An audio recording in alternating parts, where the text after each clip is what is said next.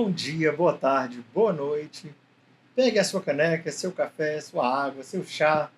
Se sente confortável porque está começando mais um episódio do nosso podcast Felizes que Ouvem a Palavra de Deus. Aqui Felipe Zerra, gravando diretamente de Viena. Feliz Dia do Padre, né? Hoje, o primeiro domingo de agosto, né? Celebrando o Dia do Padre. Aqui José Ricardo Bezerra, gravando de Fortaleza. 18º domingo do tempo comum aqui, é Lucas 12, né? Mas celebramos Dia do Padre, primeiro domingo de agosto, mas porque dia 4, que é dia de São Curadades, né? São João Maria Vianney. Mas desde já parabenizamos todos os sacerdotes, né? Não vamos dizer aqui o nome dos que nos acompanham, porque senão antes faltasse um, né? Mas parabenizamos a você que é padre, que tem esse ministério, que nos acompanha, né? Esperamos que esteja ajudando ao Senhor nas suas homilias. Sim. Se você conhece um padre, mande esse episódio para ele também. Já começa mandando esse episódio para ele. Dá um parabéns pro Dia dos Padres. E aí a gente vai seguir o nosso episódio. Então pega a sua Bíblia, Lucas 12, 13 a 21. E aí a gente vai rodar a vinheta para a gente meditar no Evangelho de hoje.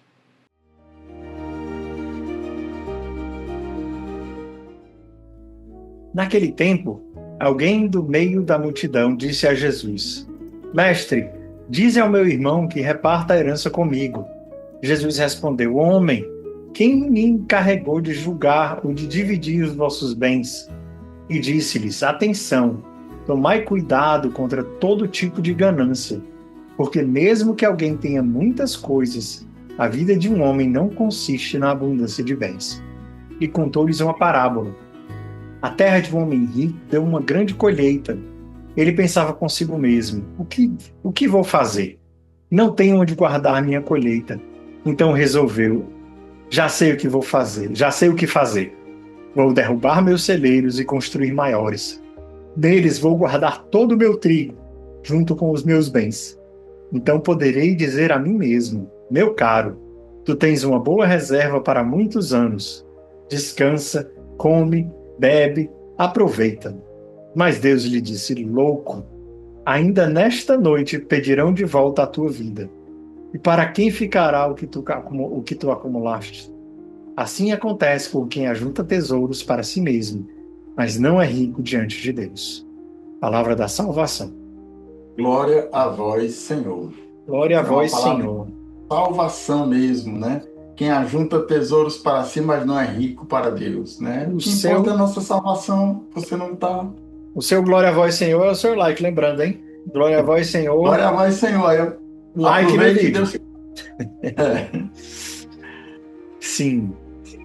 Vamos lá, então, eu vi aqui 8 pontos aqui. Esse evangelho são 9 versículos, né? O evangelho de Lucas 12, aí, de 13 a 21.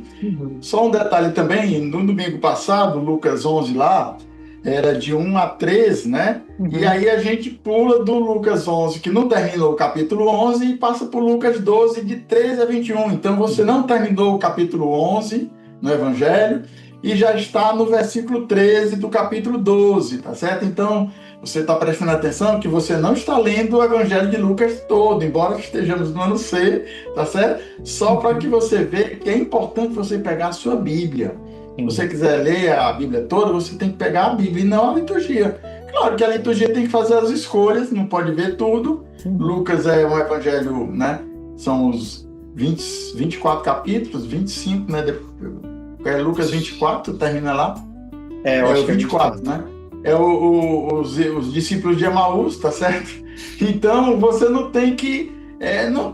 aí, porque também o ano litúrgico tem o Quaresma e Páscoa, que não dá para ler o Evangelho do ano C dentro desse período, que são os evangelhos próprios, né? João. E aí tem as festas, né? Então, né? Solenidade lá de São Pedro e São Paulo, né? A gente leu Mateus 16, né? Então, você não está lendo o evangelho todo. Então, tem essa consciência. Então, só para lhe situar o evangelho de hoje aqui de Lucas 13, Lucas 12, de 13 a 21. E é isso mesmo. Se você quiser, então, acompanhar, você vai pegar lá a sua Bíblia, lá no Lucas 11, e termina do 13 até o versículo 13 do capítulo seguinte, para a gente continuar aqui juntos. Mas a gente vai agora para os pontos e depois a gente... Então vamos lá, quais são os pontos que a gente vai... Eu anotei aqui para a gente conversar aqui no nosso podcast, a nossa proposta de comentar esses pontos aqui que eu levantei, mas claro que a gente, mais uma vez eu digo, né, nós estamos esgotando e você pode encontrar outros pontos aqui, e dentro desses pontos, alguns aspectos que a gente também não pode abordar tudo, né? O primeiro ponto aqui que eu vi, né, é eu saber o que e como pedir a Jesus, né? Esse homem aí vai dar uma ordem a Jesus. Dize a meu irmão, igual a Marta lá, assim, manda que minha irmã venha me ajudar. Tu não te importa, Senhor. Antecipando, primeiro ponto, né? O segundo ponto é a herança, né? A herança terrena e a herança eterna. A minha parte da herança, Senhor, Jesus vai assim, sim. Jesus vai dizer aqui para ele assim, quem me constituiu juiz para dividir aí a herança de vocês, né? Mas o segundo ponto é buscar essa herança, naquele episódio lá do bom samaritano lá, né? O mestre da lei pergunta, né? Que devo fazer para possuir herança, né? A vida eterna. A herança aí novamente, o jovem rico vai pedir a herança, né? O filho pródigo vai pedir ao pai a parte da herança, né? Então esse tema da herança, né? Lucas tem muitos pontos, né? Mas aqui o homem pedia a parte dele aqui dessa herança que ele tinha direito, aqui entre aspas, né? Porque a gente vai comentar aí. O terceiro ponto é a missão do Filho e a missão do Espírito Santo, e esse discernimento que a gente tem que ter, né? Quando a gente pedir para Jesus. Jesus vai se dar assim como saindo pela tangente. Eu não vou julgar isso para vocês, não. Vocês que se virem, entre aspas, né? Mas Jesus vai responder então para ele, né? Contando essa parábola aí desse rico insensato, né? Mas é a missão de Jesus. Jesus veio para enviado do Pai, só antecipando, né? O terceiro ponto. O quarto ponto é esse cuidado com a ganância, né? Precavei-vos, né? Tende cuidado com todo tipo de ganância, né? Esse cuidado que a gente tem que ter para não ser ganancioso aqui, que Jesus alerta aqui no Evangelho. O quarto ponto, né? O quinto é os bens, as riquezas que não sustentam, que não garantem a vida, né? A vida de um homem não está nas suas riquezas, né? Isso aí Jesus diz muito claramente, e a gente tem essa experiência prática, né? Os homens mais ricos do mundo, por mais ricos que tenham, não garantem que vão estar vivos amanhã, né? O quinto ponto. O sexto que eu vi aqui é o que é que me preocupa, né? O homem estava preocupado porque a colheita tinha sido grande e ele não tinha onde armazenar. Então, o que é que está lhe preocupando? Preocupação dessa? Ficou preocupado com uma coisa que nem devia, mas as preocupações do mundo, né? Os cuidados do mundo e as seduções da riqueza, aquela parábola do semeador lá, né? É o que entra no meio dos espinhos, né? Então temos que ter cuidado também com essas preocupações do mundo. O sétimo ponto que eu vi aqui é o quanto tempo eu tenho, né? Quem pensa que ainda tem muito tempo de vida aí, Jesus vai dizer aí, esta mesma noite tua vida será tomada, né? Quanto tempo você ainda tem, né? Nós não sabemos, né? Por isso que, né, a vigilância e oração, que é lá do tempo do advento, né, especialmente, mas, né? Então, quanto tempo? O sétimo ponto. E o oitavo ponto aqui é aonde nós temos o nosso tesouro. Quem é que está juntando tesouros aqui na terra ou está juntando no céu, que é o que termina aí o versículo que eu escolhi, que você também escolheu, né? Mas são muitos pontos, né? Não acho que tu vai conseguir chegar nos 40, né? Não sei, vamos ver. Se não conseguir compartilhar tudo, a gente deixa para daqui a 3 anos. Mas a gente vê. Eu vou daqui para aparecer o ano C de novo. Mas, assim, eu acho que tem muita coisa que a gente pode falar. Eu vou dar uma geral aqui, por algumas coisas que me chamaram a atenção do Evangelho em geral. A primeira coisa que, quando eu lia, sabe qual foi a passagem que me lembrei quando eu estava lendo? A palavra de José do Egito.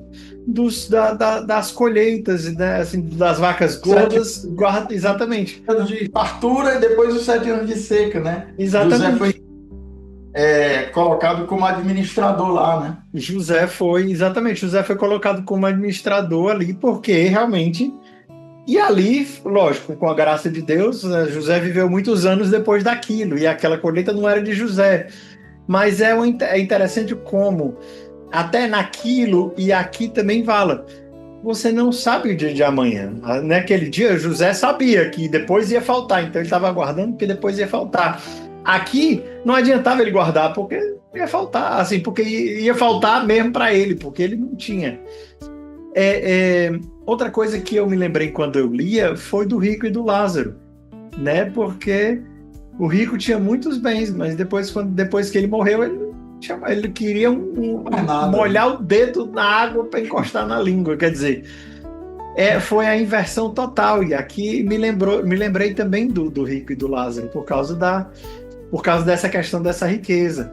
Às vezes, né? E aí, por fim, uma outra passagem que eu me lembrei também foi fazer amigos com as riquezas desse mundo para o tesouro do céu. É alguma coisa que ele fala assim, mas ele tá receber ele nas moradas eternas. Nas moradas eternas, porque era o administrador, porque ele dizia, não, eu vou fazer o quê? Cavar não tenho força, mendigar tenho vergonha. Ele falando consigo. É um outro personagem de uma parábola de Jesus que fala consigo mesmo, igual a esse, que fala consigo mesmo.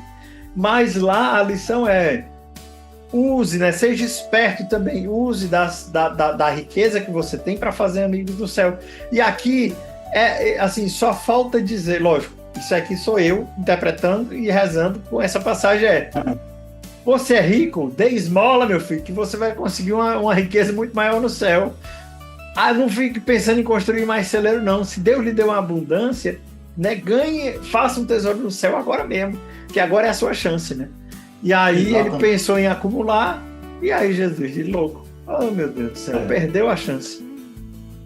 O mal não é a riqueza, né? Como Jesus vai dizer lá para aquele jovem rico lá, ele tinha muitos bens, mas o pior dele não era o fato de ele ter muitos bens, era o apego que ele tinha à riqueza. Ele não estava tendo desapego quando Jesus pediu para ele deixar tudo, vender e dar para os pobres e segui-lo, aí ele não quis, porque ele era apegado.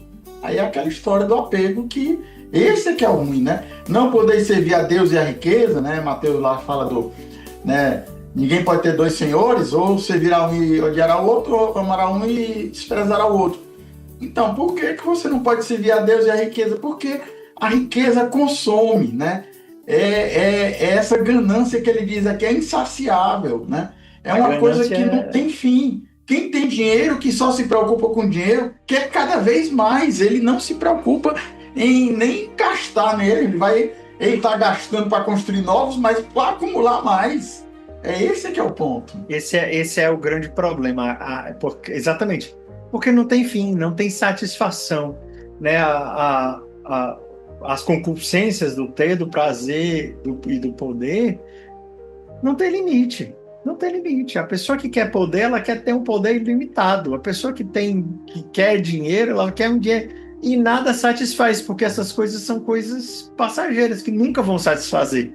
Então, eu me lembrei agora de um cara, e ele fez uma empresa e tal, e ele brincava, e dizia assim, eu vou ser o primeiro trilionário da história, né? Que até hoje não existe nenhum trilionário, porque afinal de contas, para você conseguir 1 trilhão é muita coisa, mas ele dizia assim, eu vou ser o primeiro trilionário. Hoje ele está preso. Então, esse cara já era bilionário, mas não parou. Ele queria mais, e a ganância e a vontade de ser um trilionário levou ele a cometer crimes, e hoje ele está preso. Um cara que queria tudo acabou sem ganhar nada, ainda nessa terra. E mesmo que ele tivesse chegado a ser um trilionário, no céu não vale nada, nenhum desses trilhões. Então, a necessidade de se satisfazer aqui é uma necessidade, infelizmente, muito rara, muito rasa, né? Você nunca vai... É igual um vício, né? O vício, essa ganância é como um vício. Você tem que mais. Adicto, né? Ele fica preso, fica assim, viciado e quer cada vez mais, né? O viciado, ele não se contenta com aquela pequena e depois vai cada vez mais aumentando, né? E cada vez mais querendo mais. E morre de overdose. Essa tristeza, né? E morre de overdose. O negócio é Morre de isso. overdose, exatamente, acaba isso aí. A questão de assim, morrer por causa do dinheiro, assim, às vezes assim, eu vejo assim, existe um movimento hoje de algumas pessoas muito ricas que desejam, né, viver, dar uma parte da sua riqueza para os pobres, para coisa. A gente sabe do Bill Gates, mas eu não quero entrar todas as teorias da conspiração do Bill Gates aqui, não cabe.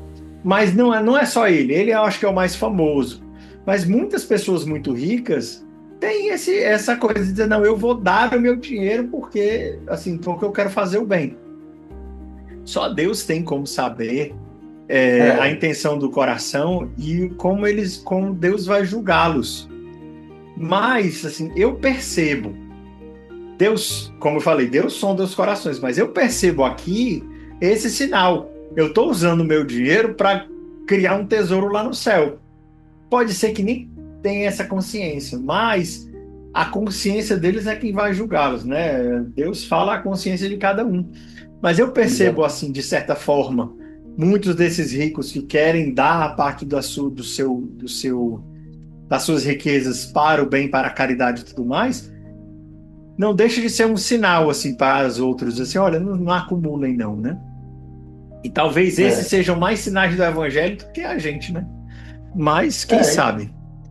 Deus é que julgue aí cada um. Exatamente. E a intenção de cada um. Por isso que Jesus diz, não julgueis, né? Porque quem conhece as intenções aí é o próprio Senhor, né? Então Deus é isso aqui, né? Enfim. Eu acho que essa visão geral, nesses pontos, eu propus esses 8 pontos aí, mas é claro que, né, a gente tem seguido nos últimos episódios aí, comentando ponto por ponto, mas talvez no dia de hoje a gente faça aí o que mais chame a atenção do que propriamente ir seguindo ponto por ponto, né? O que lhe chamou na leitura, chamou a atenção, essas passagens que você lembrou, né, esses pontos aí, né? Então talvez a gente possa comentar em vez de ponto a ponto. Eu não sei, aí também você pode comentar aqui você que está nos assistindo e diz, olha, eu preferia assim a gente ir ponto a ponto. Ou então diz, não, vamos falar no geral, ou do jeito que vocês quiserem.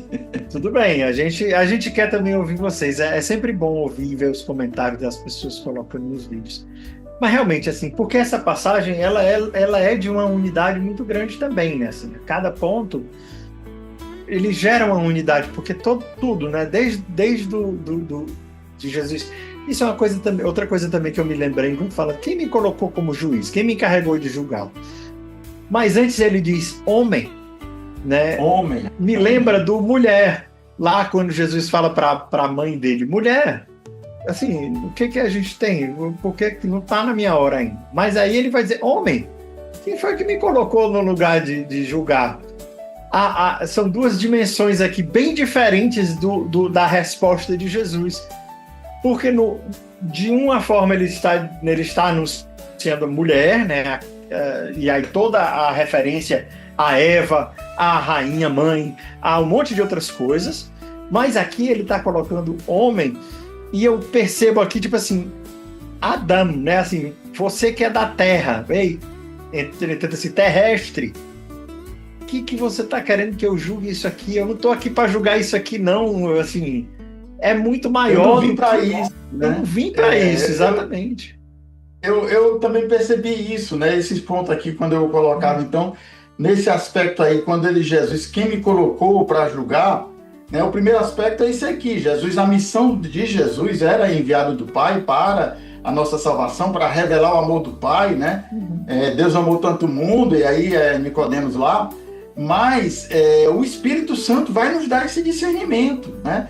E um outro aspecto é que quando a gente pensa assim dessa forma, aí diz, não, que Jesus não tem nada a ver com os nossos afazeres no dia a dia. Mas não é isso. Jesus depois vai dar o exemplo aí do homem rico aí, desse rico insensato, né? Então, o primeiro aspecto, é a missão própria de Jesus. Não, eu não vim para isso, não. Você tem que se preocupar com a herança eterna. Você está se preocupando com a sua parte da herança, você está sendo ganancioso, você não está contente com a sua parte, quer que eu divida a parte do seu irmão, mas veja o lado do céu, você não está acumulando aqui na terra, meu filho. Não me coloque juiz de seus a coisa do dia a dia, não. Isso aí vocês têm o Espírito Santo agora, né? Depois que eu fui para o Pai, né? Eu vou mandar o Espírito que vocês tenham esse discernimento para vocês tratar desse dia a dia. Mas a minha missão não era essa. Eu não vim para julgar, dividir os bens de vocês, não. Eu queria partilhar de uma Lexio Divina que eu fiz em 1999. Ou seja, faz quantos anos aí? 26 anos. Você tem a noção como marca, né?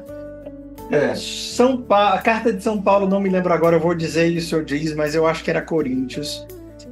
Mas ele vai falar assim: eu estou escutando que entre vocês estão procurando juízes dessa terra para resolver problema entre vocês.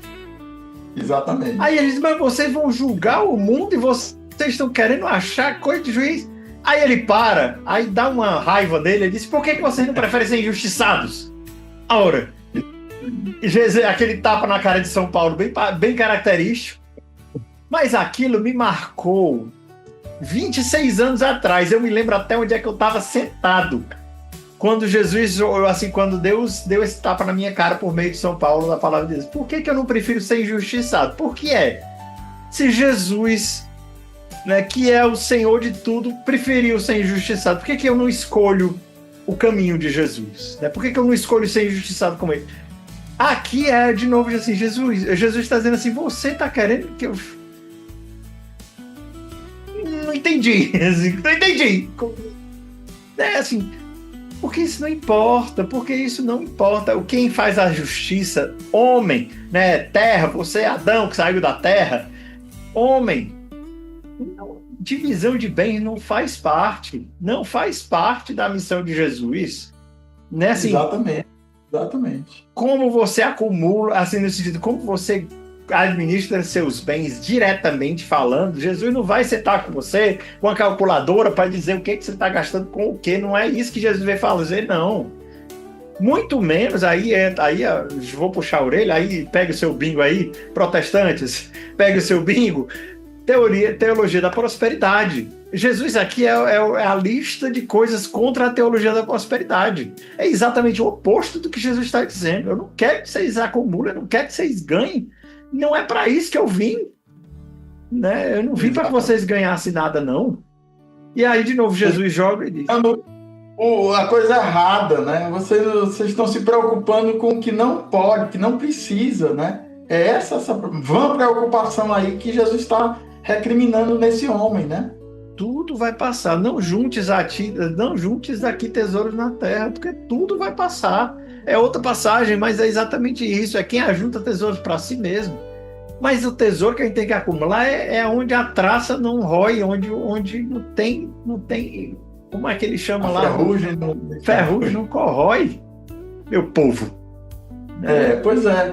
Aí eu me lembro de Santa Teresa, aí bota a Tica aí no bingo também, né? Bingo na Santa Teresa. Santa Teresa, né? Tudo passa, né? Só Deus. Só Deus como é a Só Deus basta. A paciência tudo alcança. Quem a Deus tem, nada lhe falta. Quem a Deus tem, nada lhe falta. É isso, que exatamente. Você tem o Senhor, então você já tem a riqueza. Você procure as coisas do Senhor e tudo mais vai lhes dar por acréscimo. Se não der, é porque você não precisava. Mas eu deixei tudo. Senhor, mas nós deixamos tudo, casa, pai, irmã. Vocês vão ter 100 vezes mais na terra. Com perseguições. Vão ter. Com perseguições. É São Marcos que diz. Mas eu vejo, é o sinal de Marcos, né? Porque Marcos tem um histórico muito grande exatamente dessa coisa, né? Porque vendo-se por fora, Marcos era de uma família muito rica. Conta-se até, né, isso aí não é colocado, que o andar de cima onde Jesus fez essa última ceia era da casa da família de Marcos ali. E depois Marcos deixou tudo para seguir Jesus, foi com São Paulo, deixou tudo, mas ao mesmo tempo ganhou tantas vezes mais irmãos e irmãs e tantos mais, né, junto com São Paulo ali. E depois com Pedro, né? A gente vê que Marcos vai até Roma com Pedro. E além, né? Depois Marcos vai para o Egito lá. Diz que Marcos era aquele jovem que estava enrolado no lençol e puxa o lençol e ele sai nu lá, né? Na área da família, né, aquele Jardim das Oliveiras ali, seria também na família deles, né? Então, perto ali também é que tinha isso aí. Então, por isso que o jovem Marcos é o único que relata esse caso aí desse jovem que sai nu aí no Evangelho, né? E provavelmente era ele, e assim, a gente tem como acreditar, né? A tradição fala que é ele. E não tem como não... Assim, é difícil não ter sido ele, porque tudo indica que foi. Mas, de novo, Marcos, ele se enquadra exatamente aqui. Ele tinha como ter e ser rico e conseguir tudo e fazer o que ele quisesse, mas ele deixou tudo para seguir Jesus e ganhou um tesouro no céu. Né? E depois ele é o primeiro bispo de Constantinopla do Egito. Né? Constantinopla não, de... Vou dar mais um tique aí no The Chosen, né? A Joana, a mulher de Cusa lá, aqui o Evangelho diz que ela servia Jesus com seus bens, né? Então tem um episódio lá que a Joana manda lá um baú de coisa lá, de coisa para os discípulos, né? Então eles recebem aquela doação lá da Joana, a mulher do Cusa, que era criou junto com Herodes, né? Então os bens que serviram para Jesus, né? É um exemplo oposto aqui do Evangelho de hoje, né? O homem que só queria para si e a Joana que partilhou, né?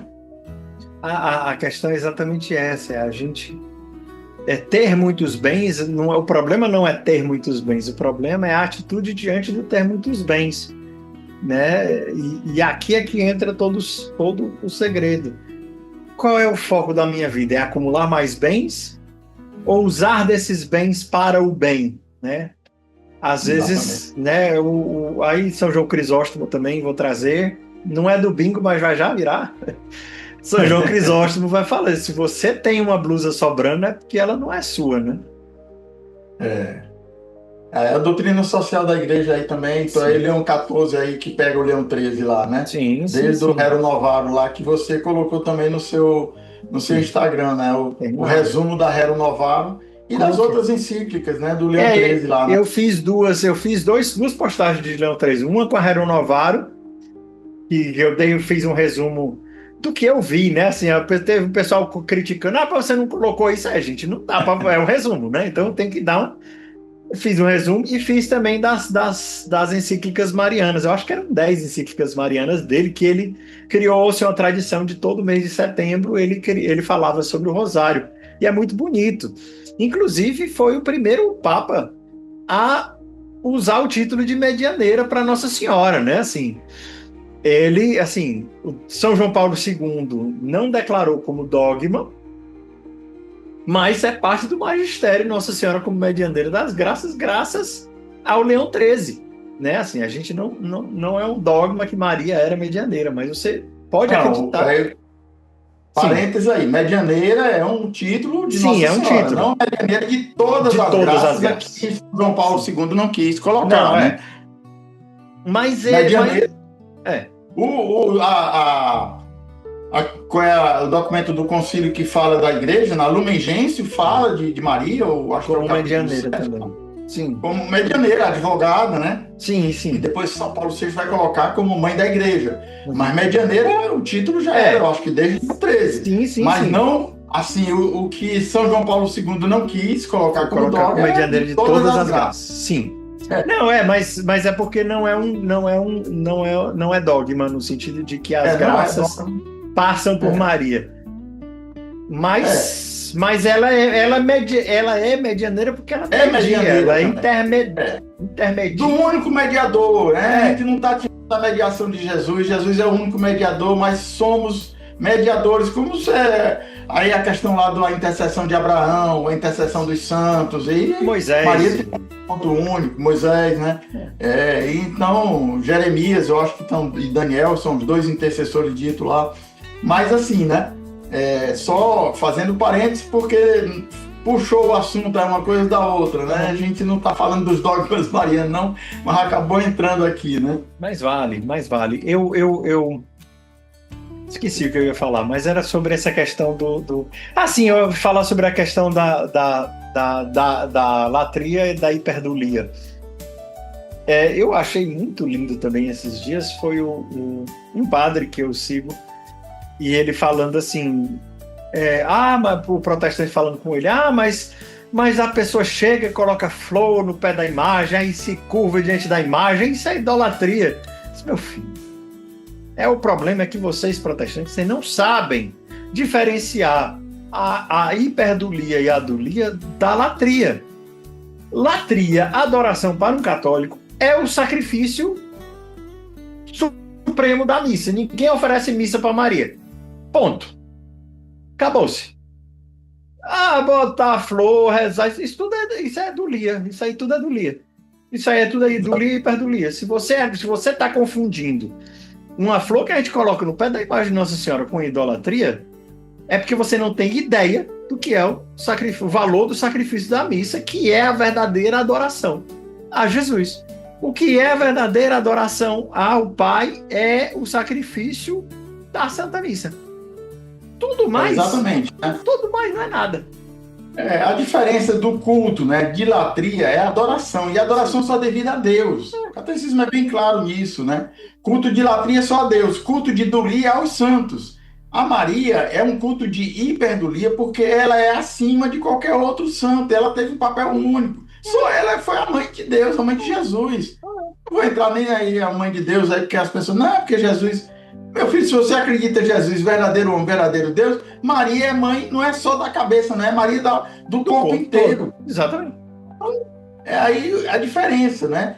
E a protodulia, né? Que é para São José, né? Que é o primeiro, né? Uhum. Então, por causa de Maria, que é hiperdulia, mas São José tem essa prioridade entre os cultos de dulia, que é dos santos. A gente tem uma veneração para com os santos. Não temos adoração, ninguém adora a imagem, ninguém adora os santos, né? Mas temos como intercessores, e Maria é a maior, porque ela teve um papel único. Eu vou mandar um abraço aqui para o Guilherme K2, lá do Santa Carona. Vou mandar isso aqui para ele, porque uma vez a pessoa falou, você se ajoelha na frente do santo, você está adorando ao santo. Então eu adoro o posto, toda vez que eu me ajoelho para amarrar meu sapato. Eu adoro a minha mulher quando eu pedi ela em casamento. Eu adoro. Então, assim, eu adoro meu carro quando eu me ajoelho para dobrar para trocar o pneu. Não faz o menor sentido. Mas, enfim. Pois diferenças de entendimento aí. Mas eu acho que. Só voltar aqui, já que a gente já fez isso aí tudo, é tudo colocar o tesouro. Qual é o tesouro verdadeiro? Deus é o tesouro verdadeiro. A Ele, o louvor e a adoração. Eu nunca, assim, não passa pela cabeça de católico nenhum oferecer nenhum sacrifício, seja ele até o meu jejum, que é um sacrifício muito infinitas vezes menor do que o sacrifício da missa, oferecer o sacrifício para Nossa Senhora. Ninguém faz isso. Ninguém faz isso. Não existe um católico que faça jejum para Nossa Senhora, isso não faz nem sentido. Então, exatamente, acusar um católico de adoração é não saber a diferença do que é uma adoração e do que é uma veneração. Porque eu me ajoelhar no pé da imagem de Nossa Senhora, eu colocar a flor para Nossa Senhora, isso não, mas está muito aquém da verdadeira adoração da Santa Missa, entendeu? Então, enfim. Pois é importante esses esclarecimentos, né? A gente está aqui, e aí, protestantes, mais uma vez, a gente deu um tiquezinho aí. Tique aí no bingo. Para esclarecer, nós somos católicos e nós temos, assim, aí, catecismo da igreja, palavra de Deus, tradição, né?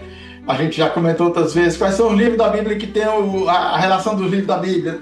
Não tem, né? Onde é que está na Bíblia que tem que estar na Bíblia? Não tem. Cadê só a escritura na Bíblia? Onde é que está essa palavra? Tem, então tradição, magistério e palavra. As três pilares que a igreja, né, é sustentada. Então, uma coisa está ligada à outra, né? O magistério aí, ao longo de desde Pedro aí, né, o magistério petrino, né, dos papas e também dos bispos, né? Então, a igreja sempre é fundamentada, né? Claro que existiram alguns bispos, algumas coisas que ensinaram alguns pontos, né, que depois foram corrigidos, inclusive, né? A igreja declarou alguns bispos, inclusive, como hereges. Eles foram excomungados porque estavam ensinando o erro E por isso que a igreja é muito firme no depósito da fé, né? Então, é o ponto que a gente quer colocar aqui, é sempre ligado à palavra, ao magistério, né? A gente cita os papas, cita as encíclicas, claro, né? Documentos da igreja, né? O catecismo e tudo mais, né? Porque a palavra de Deus, ela surgiu de dentro do magistério, ela não pode ser interpretada fora do magistério, né? Assim, os apóstolos pregaram, antes de escreverem, eles pregaram. O Senhor não mandou escrever, o Senhor mandou pregar. E aí, depois que foi escrito, e aí aquilo era interpretado dentro da própria Sagrada Liturgia, né? Assim, era assim, isso a gente vê logo no primeiro século, Justino já está dizendo aquilo, e a gente vai vendo que pega aqui aquela carta de Paulo, vamos ler aqui porque enriquece a comunidade. E as pessoas foram vendo aquilo como inspirado, e até o próprio Pedro vai dizer, leia as cartas de Paulo porque elas são inspiradas. E a gente vai vendo o Novo Testamento surgindo dentro da própria liturgia. Então, entender a palavra de Deus separada até da própria liturgia é não entender, né? Não entender a palavra de Deus. E é isso que nós estamos fazendo aqui também, né? Assim, nós estamos entendendo a palavra de Deus dentro da liturgia, dentro daquilo que a igreja nos convida a rezar e a meditar. A unidade dos dois testamentos, a unidade da palavra como um todo. A igreja tem que ter os sentidos que a igreja coloca, o sentido literal e o sentido espiritual, né? O catecismo vai falar que os dois sentidos. Então você não pode inventar, você tem que ler o que está escrito. E depois desse sentido literal, tem um sentido espiritual. E no sentido espiritual tem o alegórico, moral e anagógico. Né? Os três sentidos aí também é catecismo da igreja. Mas, né, hoje a gente... Não, hoje a gente vai para todo lado, mas eu gostei tanto. Porque, assim, o recado está bem claro, está bem dado. Sobre a riqueza e sobre o acúmulo e sobre a ganância. Eu acho que a gente conseguiu tocar bastante. E a gente conseguiu ir numa tangente aqui até grande, mas que também mostra que a interpretação da palavra de Deus, ela não vai depender do que a pessoa quiser pensar da cabeça dela. Ela parte daquilo do que a igreja fala, né? O que a igreja convida. E aí, mais ainda, né? Assim, de novo, a gente vai ver São Lourenço. Qual é a riqueza da igreja? Os pobres são a riqueza da igreja. Pobres. Né? Quem é que é o... Tipo assim, aí vai, não juntos para ti tesouros aqui na terra, que é a própria palavra de Deus iluminando a si mesmo. A gente vai ver o São Francisco de Assis vivendo a pobreza radical, né? A maior das pobrezas. Que detalhe interessante, né? Assim, precisou de 1.200 anos até começar uma ordem mendicante. Exatamente. Mas o Conselho Evangélico da Pobreza já estava desde o início, já foi seguido. Diga-se Santo Antão. Santo Antão... Os padres lá do Egito, os padres do deserto, os né? padres do deserto, que deixaram tudo. Deixaram tudo, né? E tinha aqueles eremitas também nos postes, né? Nas grutas. Então, eram também despojados, não tinham nada, né? Viviam realmente na pobreza extrema mesmo. Né? Aqui, outra beleza que a gente vai ver no outro exemplo, sem nem querer, a questão do magistério como algo vivo e que se desenvolve e que a gente viu que a semente, né, da grande árvore que era a pobreza evangélica já estava aqui no evangelho, a gente leu, né? Não vamos acumular. Aí ela cresceu um pouquinho com os padres do deserto. A gente vê bem crescendo, né, especialmente ali com São Bento, mas um pouco menos, porque São Bento não tem um voto de pobreza, mas tem de obediência e estabilidade. E aí, 1.200 anos depois, vem São Francisco e São Domingos, em duas situações bem diferentes, em dois países bem diferentes, com a mesma inspiração, para fazer germinar e crescer essa árvore que é a pobreza evangélica. E até hoje a gente colhe os frutos dessa árvore. Então, achar que o magistério da igreja é engessado e não evolve, não se desenvolve e não cresce, é perder uma riqueza que pode estar, inclusive, acontecendo agora, né? Assim, Deus pode estar hoje mesmo nos fazendo entender, ter um novo entendimento daquilo que foi colocado pelo próprio Senhor no Evangelho. No caso, há 2.000 anos atrás. Mas se ele esperou 1200 para germinar o espírito da pobreza em São Francisco de Assis, por que ele não esperaria 2000 para germinar uma outra árvore, também muito bonita, né, dentro da igreja? Quem é que nos faz, quem é que diz, assim, quem é que me coloca para, quem sou eu para dizer o que a igreja tem que entender? Não, é a igreja que tem que me dizer como é que eu tenho que entender, né? A igreja vai observando, né? Isso aí depois vai confirmando ou não. Aí isso acontece com as aparições, né? De as Marianas, quando a igreja vai se pronunciar. Mas o aspecto aí da realidade da pobreza, que é um conselho evangélico, né? Os religiosos professam, né, a pobreza, castidade e obediência, mas a pobreza dos jesuítas é diferente da dos franciscanos, dos dominicanos, da comunidade Shalom, que a gente faz promessas, né? Então, tem todo um entendimento e uma visão, não é porque Francisco foi muito radical, né? Não, mas a vivência que ele era chamado era uma, e hoje, né, as ordens, né, os irmãos de Assis lá, como é o Toca de Assis, que tem também esse chamado de mendicância, né? De viver da providência e tudo mais. Nós também vivemos da providência, mas são visões da mesma árvore, né? Da pobreza, mas adaptada ao tempo, né? Hoje o tempo, e o Senhor nos inspira dessa forma. Não quer dizer que depois não vai surgir outras formas, né? Aí eu vou fazer essa mesma menção que eu já fiz alguns podcasts atrás. Se você estiver assistindo esse podcast daqui a 1000 anos, daqui a 100 anos, você estiver em Marte assistindo esse podcast do 18º domingo do ano C, talvez a seu chamado a viver a pobreza aí em Marte seja diferente do nosso chamado, ou na Lua, sei lá onde é que você vai estar vivendo. Aonde você estiver, né? Assim, cada um, Deus tem o seu chamado próprio, né? Assim, eu fico pensando, né? Assim, daqui a alguns séculos, quando já tiver uma colônia estabelecida lá em Marte ou na Lua, quando é que é o domingo deles? Entende? Assim, todas essas coisas que não é um problema para a gente hoje, porque a comunidade, assim, mas não vai ser. E é a igreja que vai dizer isso, é a igreja que vai discernir, né? Do mesmo jeito, hoje, eu não sei se todo mundo sabe disso, mas hoje, na maioria dos países muçulmanos, o final de semana é a sexta e o sábado. E domingo é um dia útil. Então, a maioria dos católicos que vivem em países muçulmanos tem a dispensa de participar da missa dominical nas sextas-feiras. Porque a sexta-feira é o dia, digamos assim, de folga, né? O dia de férias. Então, as pessoas, por causa de uma circunstância muito própria, a igreja fez essa dispensa. E eu vejo isso como um sinal de misericórdia muito grande da igreja. Imagina as pessoas serem obrigadas a ir para a missa do domingo, sendo que é um dia útil que eles têm que trabalhar e tudo mais. Como é que... E a igreja dá essa dispensa porque a igreja é mãe, mestra e misericordiosa. Exatamente. E é isso, gente. E a igreja, ela é linda, ela é bela e ela assim, é próprio da igreja dispensar a salvação. Enfim. Amém, né? Já passamos de 40 muito aqui já. Oh, meu Deus, Ave Maria. Mas eu acho que foi por uma boa causa, né? Hoje a gente contou muitos pontos, como você disse, a gente viu o principal do Evangelho, né? Não vimos todos que eu queria, né? Daquele início lá.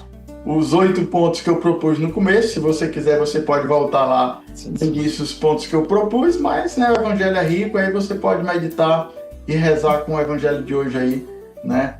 Que Deus nos dê essa graça aí desse nosso podcast. Amém. A gente vai rezar, mas antes eu queria comentar aqui o que você achou do episódio de hoje.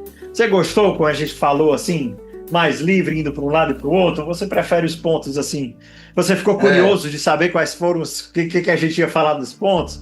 Comenta aqui com a gente o que você prefere. Mostre aí nos comentários e vamos aguardar aí que a gente vai continuar aí. A certeza de que, pelo menos com as suas orações, para que a gente continue nosso comentário semanal aqui nos domingos, tá bom? Por favor. Pois é. Hoje é o senhor que reza. Vamos rezar mais então, alguma né? coisa para falar antes de rezar? Não, então vamos rezar. Do Filho e do Espírito Santo. Amém. Amém. Senhor, nós te louvamos, Senhor, te bendizemos pela tua palavra, Senhor. Cada dia, cada domingo, Senhor, que nós nos debruçamos, nos deparamos com ela.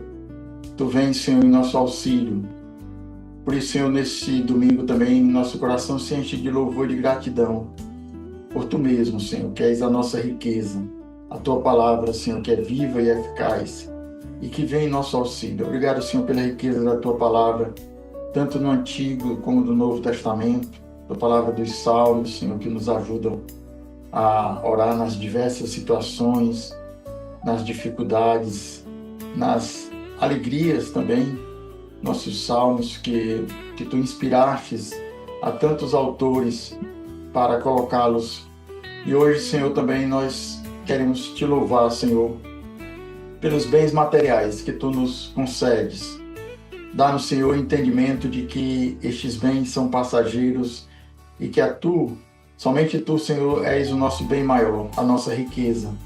Ajuda-nos, Senhor, a acumular tesouros para Ti, a usar desses bens que passam para que nós sejamos recebidos nas Tuas moradas, Senhor, pelos pobres que nós ajudamos com nossos bens. Te pedimos, ó Virgem, a Tua intercessão por nós, por aqueles que nos assistem, pelos nossos familiares. Ave Maria, cheia de graças, o Senhor é convosco. Bendita sois vós entre as mulheres, e bendito é o fruto do vosso ventre, Jesus. Santa Maria, Mãe de Deus, rogai por nós, pecadores, agora e na hora da nossa morte. Amém. Amém. Rainha da paz, Dai-nos a paz. dai-nos a paz. Pai, do Filho e do Espírito Santo. Amém. Amém. Muito obrigado por ter nos assistido até aqui. Muito obrigado pelo seu like. Muito obrigado pela sua inscrição no canal. Muito obrigado também pelo seu comentário, que eu sei que você vai deixar. Eu sei que você vai se inscrever no nosso canal. E muito mais obrigado ainda pela sua compartilhamento. Compartilhe esse vídeo com mais gente, para que mais gente possa conhecer e amar a palavra de Deus, tá certo? E a gente se vê nas redes sociais durante a semana ou domingo que vem, aqui também no nosso podcast. Shalom, Deus abençoe.